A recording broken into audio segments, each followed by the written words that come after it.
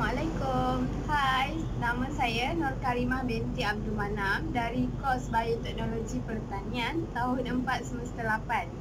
Okey, hari ini saya ingin membincangkan dan menunjukkan demonstrasi macam mana nasi basi ini boleh digunakan untuk kesuburan tanah dan memberi impak yang positif kepada tanaman kita. Nasi ini akan melalui satu proses dinamakan proses fermentasi yang ditambah dengan larutan gula dan menjadi cairan nasi basi sebagai bahan bioaktif untuk pembuatan cairan organik ini. Cairan ini dinamakan sebagai MOL, iaitu mikroorganisme lokal. Mikroorganisme lokal adalah kumpulan mikroorganisme yang berfungsi sebagai bahan bakteria pengurai. Nasi basi ini digunakan kerana syarat utama yang harus dipenuhi ketika membuat MOL ini adalah tersedia dari sumber karbohidrat, glukos dan bakteria.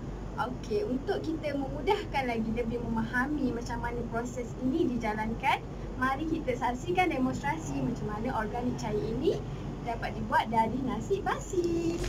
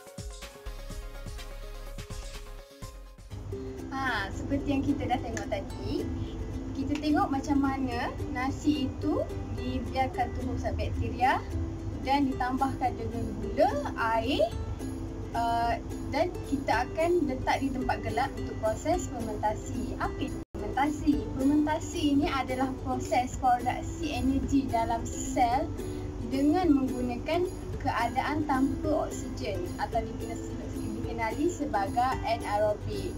Okey, semua proses ini terjadi proses perubahan karbohidrat menjadi alkohol, asid atau gas. Kandungan karbohidrat dan protein yang tinggi boleh menjadi sumber tenaga yang menyokong kepada pertumbuhan mikroorganisme seperti bakteria asid laktik. Fermentasi secara semula jadi boleh menyebabkan penurunan kandungan karbohidrat dan protein. Karbohidrat dan protein yang terurai menjadi kumpulan yang lebih kecil seperti oligosaccharide, monosaccharide, peptida dan asid amino.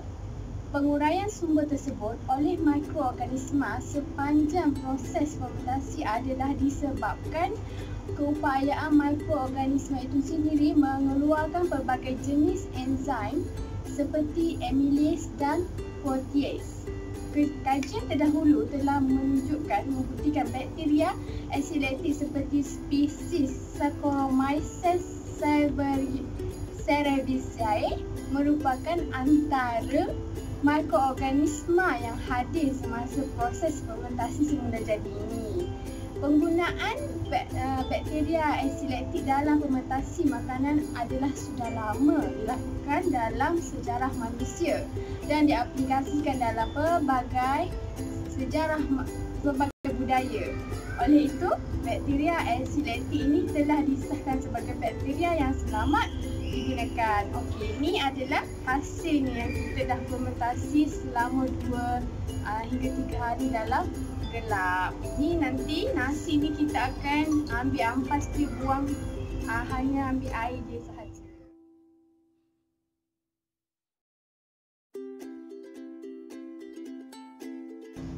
Penggunaan bakteria Acilacti ini dalam industri makanan akan menghasilkan ejen-ejen antimikrob, bakteriasin dan asid organik. Ejen antimikrob dan asid organik berupaya menyekap pertumbuhan mikrob perosak.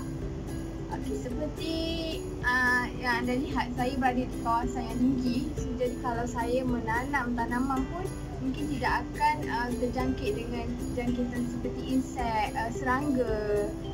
Tapi kita jangan lupa bahawa tanaman kita mungkin boleh terjangkiti dengan bakteria, kerana bakteria boleh ada di dalam tanah.